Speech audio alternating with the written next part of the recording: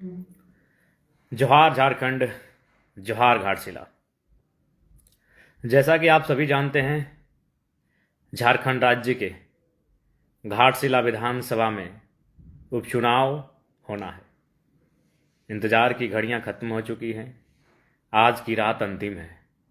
कल सुबह 7 बजे से मतदान का कार्य आरंभ हो जाएगा।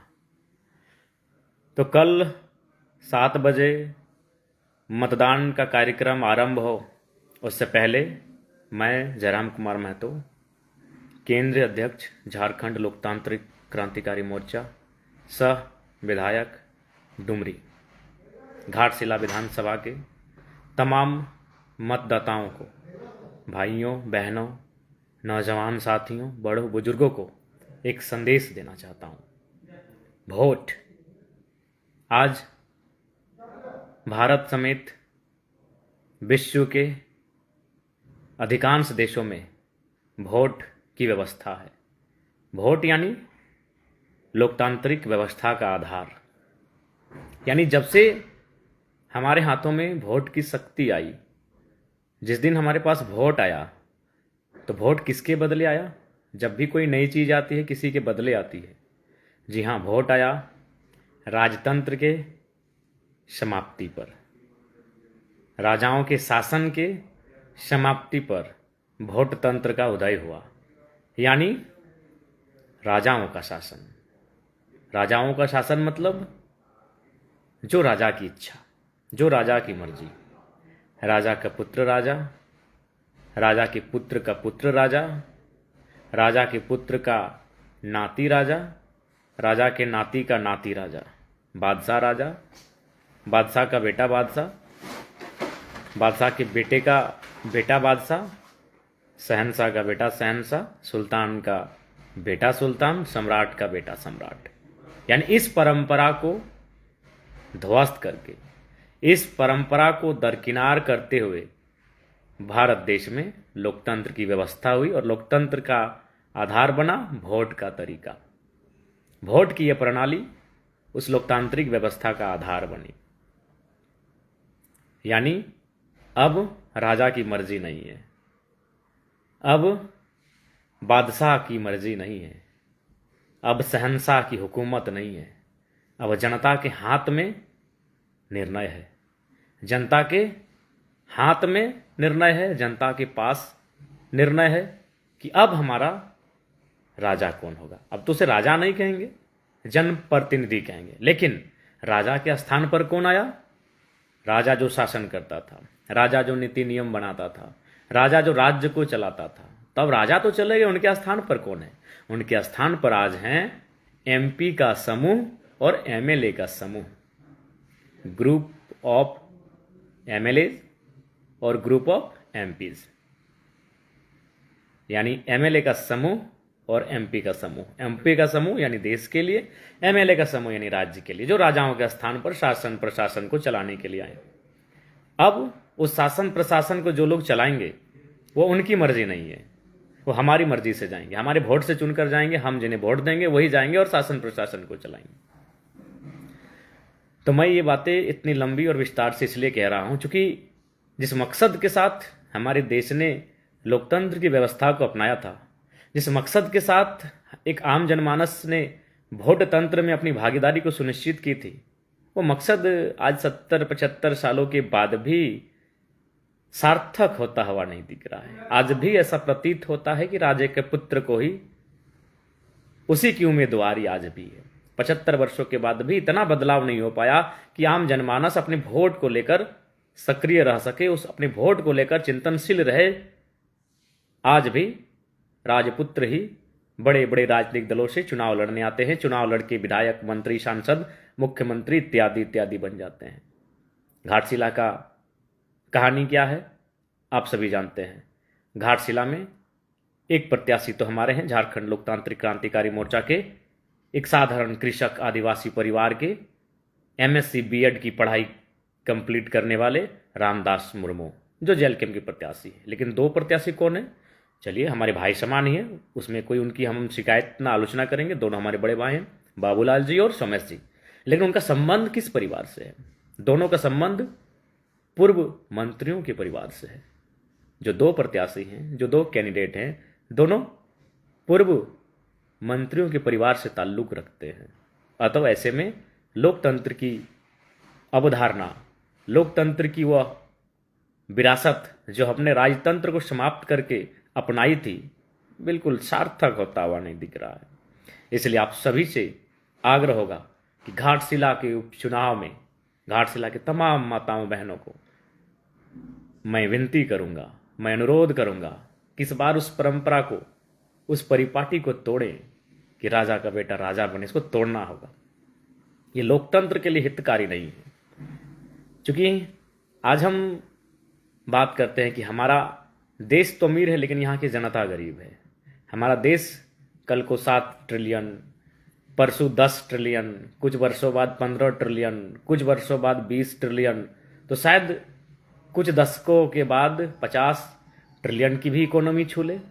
लेकिन क्या आम व्यक्ति तक पहुंच पाएगी? नहीं, एक खाई बनेगी। क्योंकि हमने सत्ता का और संपत्ति का केंद्रीकरण कर लिया है, एक जगह केंद्रित हो गई है। अगर वास्तव में हम देश को खुशहाल देखना चाहते हैं तो हमें विकेंद्रीकरण की प्रक्रिया को अपनाना होगा। हमें विकेंद्रीकरण की जो व्यवस्था है उसे सार्थक दिशा में, सकारात्मक दिशा में लेकर जाना होगा। विकेंद्रीकरण यानी किसी के पास भी पैसा, सबके पास राजनीति का पावर, सबके पास सारी व्यवस्थाएं, सबके पास, आम व्यक्ति तक, अंतिम पायदान पर जो व्यक्ति खड़ा है उस व्यक्ति तक जाएगा, उसे विकेंद्रीकरण। तो इसलिए आज इस व्यवस्था को बदलना होगा। घाटशिला के तमाम मतदाताओं से मेरा अनुरोध होगा। घाटशिला हमारे सभी भाई लोग गए हैं। विजेता कमेंट में हैं, हमारे स्टार प्रचारक के तौर पर थे। कई हमारे भाई, हमारे बहनें, हमारे सभी लोग घाटशिला गए। मैं भी घाटशिला गया था। और घाटशिला में क्या देखा सबने, इस बात को मानना होगा कि घाटशिला कहीं ना कहीं, जो बगल में ही जमशेदपुर का क्षेत्र है, अगर जमशेदपुर के टाउन से घाटशिला के ग्रामों की तुलना करें तो 2 दशकों का अंतर दिखता है। अब क्यों ऐसा रहा, क्यों ऐसा नहीं होना चाहिए था, आज इस पर घाटशिला को विचार करने की आवश्यकता है। वहाँ के नौजवानों को, वहाँ के माताओं बहनों को, वहाँ के मतदाताओं को विचार करने की आवश्यकता है। आज वहाँ के सड़कों की स्थिति क्या है? वहाँ टावर तक 50% से ज़्यादा टावर नहीं पकड़ रहा था। जो भी है नहीं जानते, घाटशिला घूम कर आएंगे। सरकार की जो सुविधाएं संचालित हो रही है वो किस अवस्था में संचालित हो रही है, ये जानने की आवश्यकता है। क्यों ऐसा हुआ? इसलिए परिवर्तन की आवश्यकता है। घाटशिला को परिवर्तन की आवश्यकता है। और एक महत्वपूर्ण विशेष बात आज आपने देखा और हमने भी देखा। मैंने तो सोचा था कि जब इंडिया और एनडीए गठबंधन का मंच सजेगा, जब दोनों बड़े राजनीतिक दलों के नेता मंचों पर दिखेंगे, जब कोई बड़ा सभा, जनसभा कार्यक्रम होगा, और जब इंडिया एनडीए गठबंधन के एमएलए, एमपी, मिनिस्टर, यहाँ तक कि मुख्यमंत्री और दूसरे राज्यों के भी मुख्यमंत्री जब मंचों में आएंगे और भाषण देंगे, तो शायद उनके भाषणों में बेरोजगारी मुद्दा होगा, शायद उनके भाषणों में छात्रों का स्कॉलरशिप मुद्दा होगा, शायद उनके भाषणों में जादूगोड़ा का यूरेनियम मुद्दा होगा। मैंने ये भी सोचा था कि शायद उनके भाषणों में जो घाटशिला में बंद पड़े उद्योग हैं उनको पुनर्जीवित करने का मुद्दा उनके भाषणों में होगा। शायद उनके भाषणों में घाटशिला को जमशेदपुर के तर्ज पर डेवलपमेंट करने का मुद्दा होगा। लेकिन भाषणों में आरोप प्रत्यारोप, और सबसे महत्वपूर्ण क्या दिखा इस बार? आंसू दिखा। एक आंसू बहा हमारे बीच स्वर्गीय, आज नहीं है, स्वर्गीय रामदास सोरेन जी, हमारे पूर्व शिक्षा मंत्री। उनको हृदय तल से आज भी श्रद्धांजलि देते हैं, आज भी उनको नमन करते हैं, आज भी उनको वंदन करते हैं। बहुत कम मुलाकात रही उनसे मेरी, चूंकि मैं इसी बार विधानसभा में मैं प्रवेश किया और इससे पूर्व भी उनसे व्यक्तिगत रूप से न कभी मिला था, न कभी बातचीत हुई थी। लेकिन जब भी मुझसे मिलते थे मुझे कभी विधायक नहीं उन्होंने माना, एक छोटे भाई से, एक बच्चे जैसा माना, और हमेशा 3-4 बार मेरी पीठ को थपथपाते थे, जैसे बच्चे को थपथपाते हैं जोर से कभी, तो पीठ थपथपाते हुए रामदास सोरेन जी मुझसे मिले। आज वो नहीं है, निस्संदेह उनको मैं श्रद्धांजलि अर्पित करता हूँ। उनका परिवार इस शोक को सहे, मैं यह भी कामना करता हूं। लेकिन आंसू अगर राजनीतिक रूप से आएंगे, सार्वजनिक मंचों पर आएंगे, तो मैं इसका समर्थन नहीं करता हूं। तो आपने देखा आंसू सोमेश दादा की मां के आंखों में था। उसके बाद आपने फिर आंसू देखा होगा बाबूलाल दादा के पिताजी यानी चाचा चंपई सोरेन, उनकी आंखों में भी आंसू था। तो क्या ये आंसू झारखंड की बदहाली के लिए थे? क्या ये आंसू झारखंड की युवाओं की बेरोजगारी के लिए थे? क्या उनके आंसू झारखंड के उन छात्रों के लिए थे जिनको स्कॉलरशिप नहीं मिला है? क्या ये आंसू उन अभ्यर्थियों के लिए थे जिन्होंने परीक्षा तो लिखा है लेकिन रिजल्ट पेंडिंग है? क्या ये आंसू उन अभ्यर्थियों के लिए थे जो 10 वर्षों से एग्जाम की उम्मीद में, आस में बैठे हैं? नहीं, ये आंसू, दोनों के आंसू उनके बेटों के लिए थे। तो मैं घाटशिला की जनता के साथ पूरे राज्य की जनता से पूछना चाहता हूं, क्या आंसू अब लोग अपने बेटों को अपने व्यक्तिगत क्या ये व्यक्तिगत होगा? उनका बेटा चुनाव जीत जाए इसलिए चच्चा आंसू बहा दिए, सोमेश बाबू जीत जाए। हमें लगता है शायद माननीय मुख्यमंत्री की अर्धांगिनी के कहने पर सोमेश जी की भी माता ने आंसू बहा दिया। आंसू अगर बहाना था तो हमारे सूर्या भाई, सूर्या हंसदा, जिनको एक फर्जी मुठभेड़ में मार दिया गया, प्री प्लान करके उनको मार दिया गया। क्यों संथाल परगना के आदिवासियों की आवाज थे। अगर आंसू बहना था तो आज मेरे ही विधानसभा के विजय कुमार महतो नाम का एक युवा है जो सऊदी अरबिया में है, और जस्ट अभी मैं वहां के कंपनी के अधिकारी से मैंने बात किया, वो बार बार कह रहे हैं कि एजेंट चाहिए क्योंकि गोली लगी है। एक 25 साल का नौजवान, ऐसे लगभग मैंने 4 जिला का डेटा निकाला है। उन 4 जिलों में लगभग 54, 55, 22 से 32 साल के नौजवान डेथ किए पिछले 6 महीनों में। 50 से ज्यादा नौजवान जो विदेश में, परदेशों में रहते हैं, वो मर गए काम के दौरान, ड्यूटी के दौरान। 22 से 32 साल। तो आंसू वहां बहना चाहिए था। इनका आंसू झारखंड की भलाई, कि झारखंड दुख है इसलिए इनका आंसू नहीं बहा। इनका आंसू अपने बेटे के लिए बहा है। तो मैं जनता से यही पूछना चाहता हूं, खासकर घाटशिला की जनता से, आप अपने बेटे के लिए आंसू ना बहाएं, कम से कम अपना वोट का सही इस्तेमाल तो करें। आप सीखिए इनसे, आप सोमेश जी की माता जी से। और खैर वो आंसू तो मुझे पूर्ण विश्वास है मुख्यमंत्री की अर्धांगिनी के कहने पर, जी बिल्कुल विलेज ब्लॉक भैया, उत्पाद सिपाही का जो दौड़, आपको याद होगा एक बहाली का जो दौड़ हुआ जिसमें 17-18 से ज्यादा भाइयों ने जान गंवा दी, आज तक वो एग्जाम कंप्लीट नहीं हुआ। तो आंसू अगर बहाना चाहिए था तो उन 18-20 नौजवान जो बहाली में दौड़ते दौड़ते मर गए, बहाली में दौड़ते दौड़ते बेचारे मर गए, तो असल में आंसू वहां बहना चाहिए था। चंपे चाचा अगर आंसू ना बहाते और सपोज उनका बेटा हार जाते तो क्या बिगड़ जाता। 25-30 सालों से विधायक हैं, 2 बार मंत्री हैं, मुख्यमंत्री भी रह चुके हैं। सोमेश की माता जी अगर आंसू ना बहाती और सोमेश चुनाव हार जाता, क्या बिगड़ जाता। उनके सोमेश जी के पिताजी भी 2 बार मंत्री रह चुके हैं, 3 बार या 4 बार या 5 बार, जो भी है मैं एग्जैक्ट नहीं हूं, विधायक रह चुके हैं। कई वर्षों से राजनीति में हैं, और हैं नहीं, जब हैं तो अच्छा खासा उनका आर्थिक स्थिति अच्छी खासी होगी, सामाजिक स्थिति अच्छी खासी होगी। तो अगर उनके आंसू ना बहाने से उनके बच्चे अगर चुनाव हार भी जाते हैं तो क्या फर्क पड़ता। लेकिन आज वो आंसू बहा रहे हैं, इसलिए आंसू नहीं बहा रहे हैं कि झारखंड में स्थानीय नीति नहीं है, इसलिए आंसू नहीं बहा रहे हैं कि झारखंड में नियोजन नीति नहीं है, इसलिए आंसू नहीं बहा रहे हैं कि झारखंड के युवाओं का भविष्य अंधेरे में है। वो इसलिए आंसू बहा रहे हैं कि मेरे बेटे चुनाव जीत जाएं। क्या वो चुनाव जीतेंगे व्यक्तिगत? क्या ये चुनाव उनका व्यक्तिगत है? चूंकि ये जो चुनाव है, जो 14 तारीख को जिसका रिजल्ट आएगा, और उसे जिस पद से नवाजा जाएगा वह पद जनप्रतिनिधि कहलाएगा। जनप्रतिनिधि का पद कहलाएगा, वह जनप्रतिनिधि होगा, वो सबका, वो पूरे विधानसभा का नेता और पूरे राज्य के लोगों का आवाज होगा।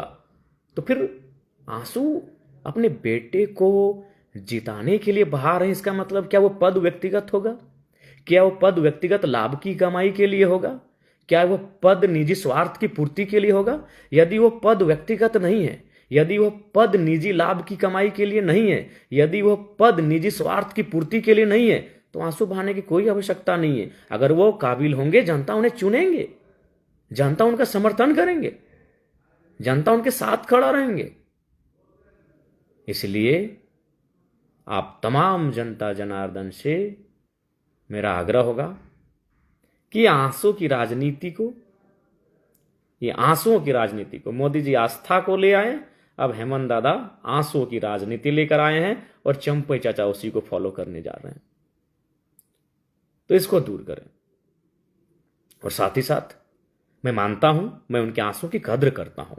अगर वो आंसू व्यक्तिगत रूप से अपने आंगन में, अपने घरों में या किसी गैर राजनीतिक कार्यक्रम में अगर आते तो मैं समझता, मैं मानता हूं सोमेश जी की माता ने अपने पति को खोया है, मैं उनकी आंसू के प्रति सहानुभूति रखता हूं। चंपई चाचा ने 40 साल जिस पार्टी की सेवा दी, उस पार्टी से वो बाहर हो गए, उस पार्टी को उन्होंने छोड़ दिया, मान सम्मान में ठेस पहुंचा है। मैं इस पीड़ा का भी अनुभव करता हूं। निस्संदेह दोनों को पीड़ा है, सोमेश दादा की माता को भी पीड़ा है और चंपई चाचा यानी बाबूलाल जी के पिता को भी पीड़ा है। एक को अपने पति खोने का पीड़ा है और दूसरे को अपने 40 वर्षों से सिंची गई पार्टी से बाहर होने की पीड़ा है। लेकिन वह अपने व्यक्तिगत अपने बेटों को जिताने के लिए अगर आंसू बहाते हैं तो ये दुर्भाग्य का विषय हो। बिल्कुल सपंदा, आप तो घाटशिला होकर आए हैं, बिल्कुल आपने भी करीब से चीजों को देखा होगा। तो इसलिए इस बार रामदास मुर्मू को मौका दें। एक नया उभरता हुआ युवा नौजवान है, उम्मीद है कि वो बेहतर कार्य करेगा। और युवाओं को इसलिए चुनिए, मैं ऐसा नहीं कि मैं बुजुर्गों के विपक्ष में हूं, सबकी अपनी एक आयु है। खेल कूद के लिए बचपन और आधा युवावस्था है, उसी आधी युवावस्था में और थोड़ा सा आगे पढ़ाई लिखाई की, अब उसके बाद घर परिवार संभालना है, फिर बुजुर्ग होकर बच्चों को थोड़ा लाड पिला प्यार दुलार और दिशा देना है। सबका अपना समय सीमा होता है, लेकिन मेरा ये मानना है कि आज युवाओं को राजनीति में इसलिए मौका मिलना चाहिए। जैसे मैं भी देखता हूं कि जब एक दिन में 10-12 समस्याओं को टैकल करता हूं, जब उनका लाइनअप करता हूं, चाहे वो स्वास्थ्य संबंधित हो, किसी पदाधिकारी से संबंधित हो या किसी ऑफिस से संबंधित हो, बिजली से संबंधित हो, कोई विषय से हो, तो थकने जैसा फील होता है। लगता है कि यार अब छोड़ दें, अब आज हो गया। लेकिन फिर कहते नहीं, वो उम्मीद से फोन किया है तो इसकी फिर ट्राई करते हैं।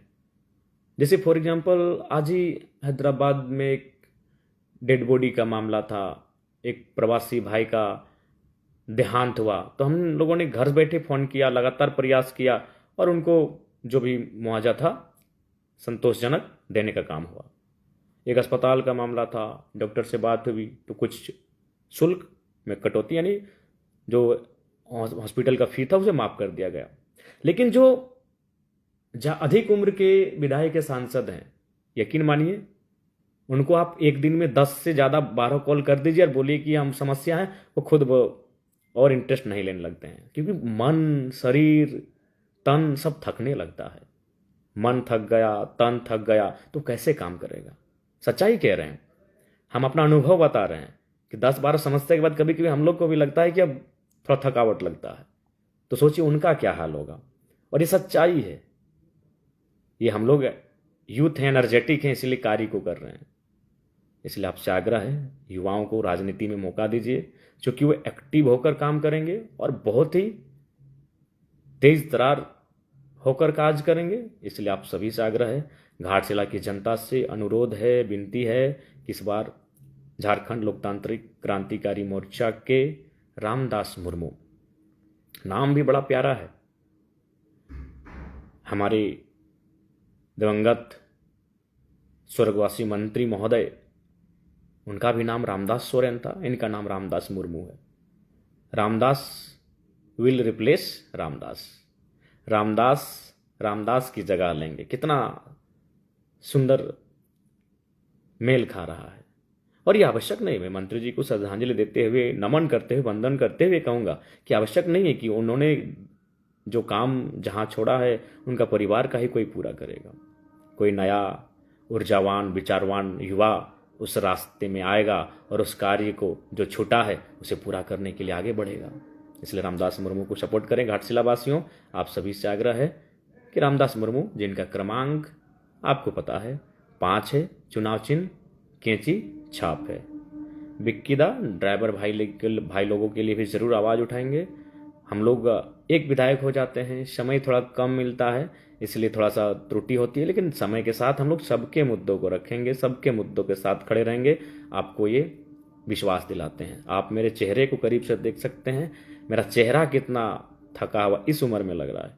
इसलिए नहीं कि बीमार है, इसलिए कि हम लोग जनता के कार्यों को दिल से लेते हैं, क्योंकि हम वहीं से उठकर आए हैं, उसी गांव से, वही खेल के मैदान से, खेतों की पगडंडी से उठकर आए हैं। और वहां से मेरा अभी भी नाता है, टूटा नहीं है। लोग विधायक सांसद होने के बाद वहां से नाता तोड़ लेते हैं और कभी कबाड़ ही दर्शन देते हैं, लेकिन हम वहां से नाता आज भी रखे हैं और आजीवन रखेंगे। तो इसलिए आप देख सकते हैं हम लोग आपके लिए हैं, जनता जनार्दन के लिए हैं, यही हमारी अभिलाषा है।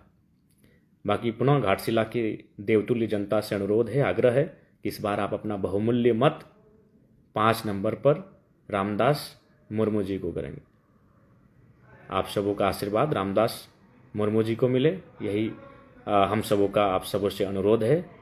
जोहार झारखंड, जोहार घाटशिला। घाटशिला के उपचुनाव में रामदास मुर्मू को कैंची छाप पर बटन दबाकर भारी मतों से विजयी बनाएं, यही अनुरोध है, विनती है। जोहार। जोहार सभी दादा भाई बहन दीदी लोग जो जुड़े हैं लाइव सेक्शन से, सबको जोहार।